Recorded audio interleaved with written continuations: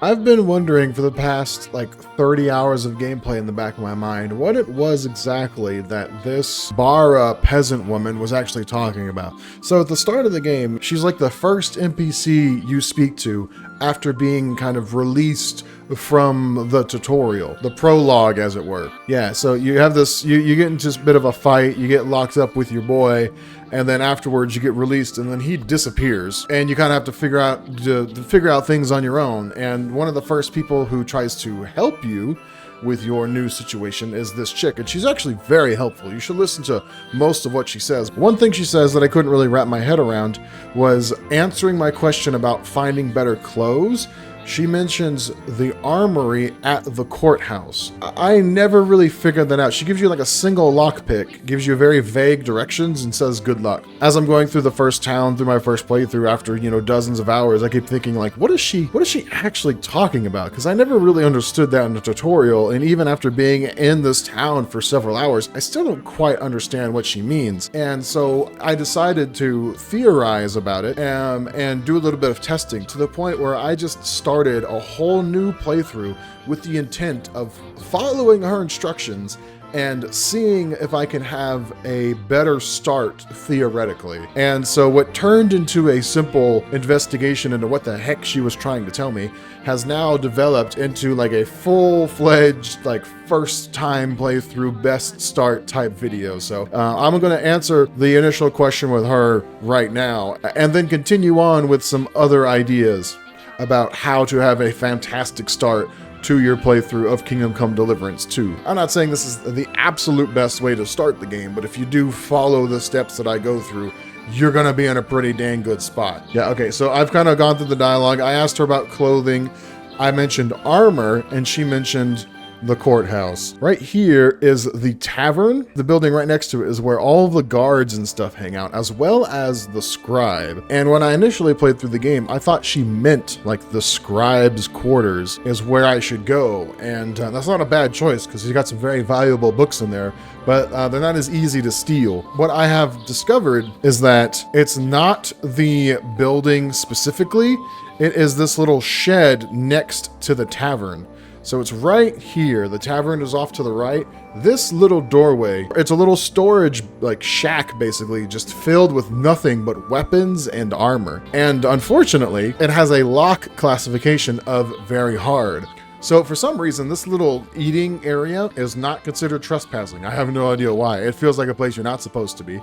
But yeah, you can go in here, which means you can come in here and always find guards sleeping because they rotate shifts between day and nighttime. So it's daytime right now. These guys sleeping are the nighttime shift.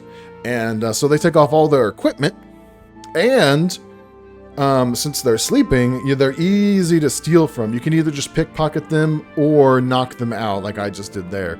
Just remember, if you go for the knockout option, to spam the attack button when that little blue sword icon pops up, so you can prevent them from making a lot of noise. You can knock them out either way, but if you don't hit the attack button at the right time when that blue symbol pops up, they'll make extra noise and you might alert somebody. So they had keys on both of these sleeping guards. Now those keys do unlock many things actually, but the most important things are this chest right there with all their equipment in it, and it unlocks the armory across the street.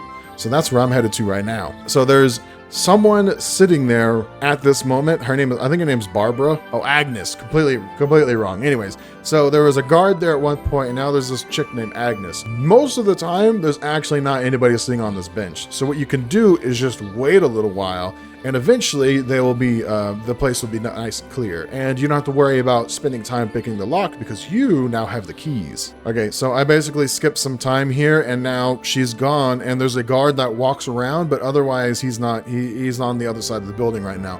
So I pop in there. Make sure you close the door behind you because they know this is a locked door. If they see it open, they will be suspicious of someone stealing. So now I'm in here in this armory, and there's just all kinds of goodies in here. There's some couple of pole arms just free for the taking. Next to those pole arms, there's a chest that is locked very hard, but not if you have the key from those sleeping guards from earlier. And this thing is just stacked full of armor. So within the first 10 minutes of being free to the world, I now have a bunch of armor and some pretty decent weapons. Unfortunately, they're just pole arms, not my most favorite weapon in the game right now. But what I could do with this armor, I could just wait until its stolen status is forgotten about, which takes, it depends on the value, but it takes a couple of in-game hours. You can usually just find a place to sleep and just sleep a whole bunch or pass time the normal way. Like I said, depending on the value, eventually all those stolen items will lose their stolen status because I guess they forgot about them. But for my start of this playthrough, I'm not going to sell them actually. I'm going to hold on to them for a little while because there's extra things I'd like to do. So at the start of your playthrough, you should have a hunting sword. You're going to need to keep that, but it's not the best weapon in the world. And so you can get a pretty good axe very soon by heading to, what is this, the south side of town? Next, I think this is next to the butcher. Yeah, there's a Skalitz axe here. It's not even considered a stolen item, you just pick it up. Just keep in mind that it does have a pretty high strength stat, so if you're not prepared, you might have some troubles using it. All right, for our next bit, we need to get ourselves a horse, and thankfully, on the edge of town, there's a bit of a horse pasture. I forgot who these horses belong to, but it doesn't matter because one of them is about to belong to us. So once we have found ourselves a volunteer horse, let's call it, we're going to hop on that sucker and then head south. See that white house in the background? That is the big front building of Samin, the next town over in that direction. So we're just going to head there real quick on this horse to acquire a slightly better horse. If you come here and the guard and the groom guy are both distracted by something, it's pretty easy to snag one of these horses. I wasn't in that position because it was slightly too early in the day. And so I'm going to show you the alternate option. So if one of those fancy horses from the merchant is not easily acquired, you can just head to the actual town portion of Samin a little bit further down the road. And there is a secondary horse spawn location. Their stats won't be as good as the ones in that by the horse merchant per se, but they're easier to relocate, if you know what I mean. What we're gonna do is we're gonna wait to make sure that the coast is clear. We're gonna hop on this bad boy and we're going to relocate him to the nomad camp. If you talked to Bara, she will tell you about Tomcat and give you a mission objective to go visit Tomcat, which is what one of the things we're about to do. We're not going to be visiting Tomcat just yet, but we are going to the camp that he's located in, the Nomad Camp. Okay, so now we've entered the Nomad Camp. What we are going to do is talk to this gentleman next to all of these horses. He's going to introduce us to the horse black market that can only be found with the nomads. As far as I know anyways. And he is a very useful individual for getting some pretty easy early on gold. So we brought a horse to him that is worth some kind of value. We could acquire it for a discount on its value, but even with a discount, we still can't afford it. So instead, we're just going to sell it to him. He will train you how to use the horse for like 80% of its value or something, or he'll buy it for half of its value. We're just going to sell it to him. A 400 gold horse for 200 gold. If he still has more gold in his inventory and we want to get even more, you could just fast travel back to Samin and grab another horse and ride it right back down to him. You may be thinking there are better horse options to be found at night, and you're totally right. Those horses in those fields are worth a lot more than the one that I grabbed, and they're easier to grab at nighttime. However, if you ride to this guy at night, he will be sleeping and won't want to trade with you. And if you try to rest until morning, your horse that you've stolen will freaking disappear. Now it's time to pay Tomcat a visit. This is like one of the most important dudes you need to speak to aside from Bara. I think you have no choice to speak to Bara, but Tomcat is like an optional person that you can kind of skip over, but you really should not. He teaches you some very valuable things about fighting, and I didn't see him until like 20 hours into the game, and that was a huge mistake. So he teaches you like 1 or 2 new combos with this little combat training. He will offer you to teach an advanced form of swordsmanship that is incredibly valuable and why I exclusively use swords.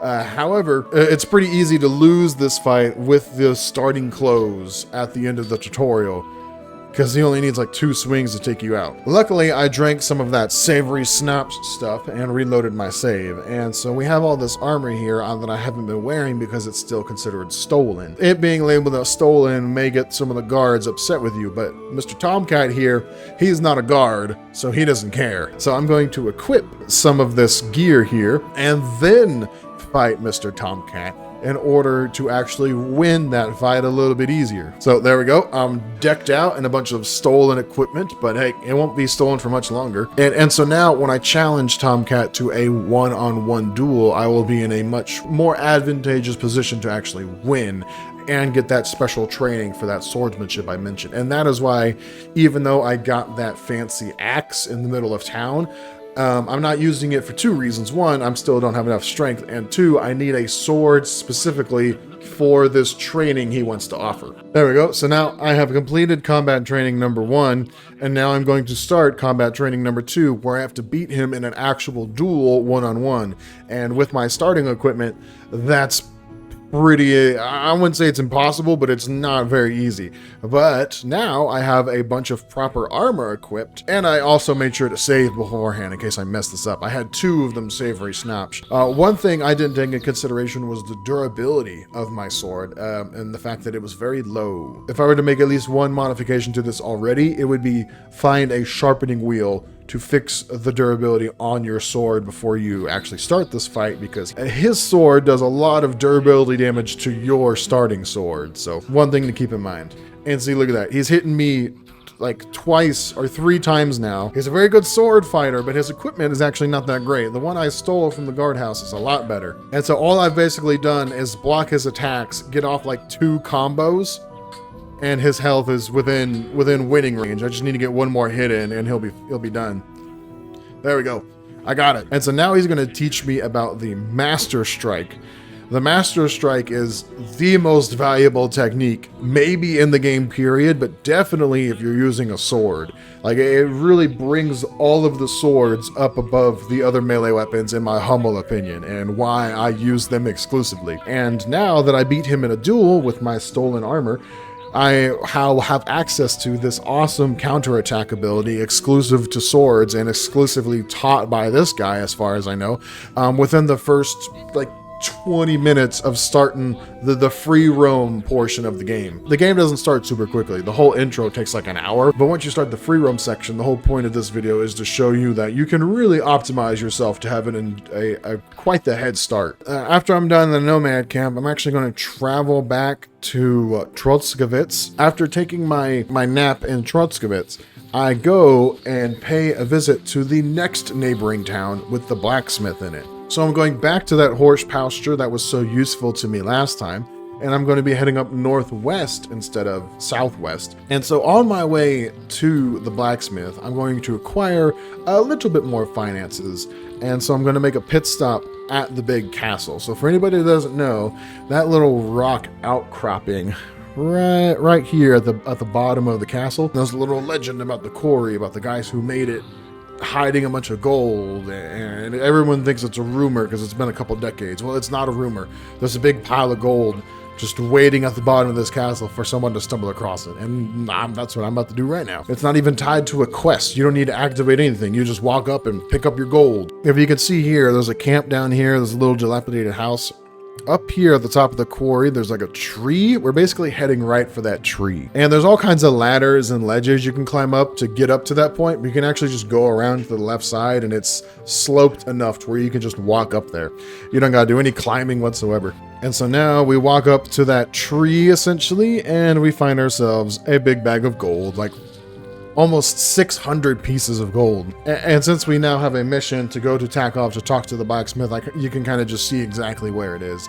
But it's not that far from that big castle. All right then, so while we're talking to the blacksmith, that horse is going to wander off, which is perfectly fine. So now we're talking to the blacksmith, and a whole bunch of this equipment that we acquired has now lost its stolen status. Make sure you haggle, and so boom, we got ourselves 150 more groschen. And now the next thing I'm going to do is head to the Takov Tavern. Yeah, so make sure you actually check the coast is clear before doing this, because that was my big mistake and I got caught here.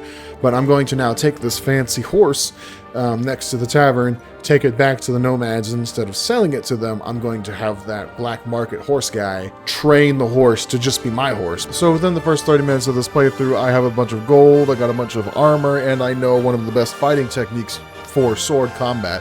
And I'm about to have myself a pretty decent horse. And like I said at the start, this isn't the ultimate starting guide that covers like all the basics you might want to know, but this is just how I am going to do my second playthrough in order to give myself as much of an advantage with the least amount of effort.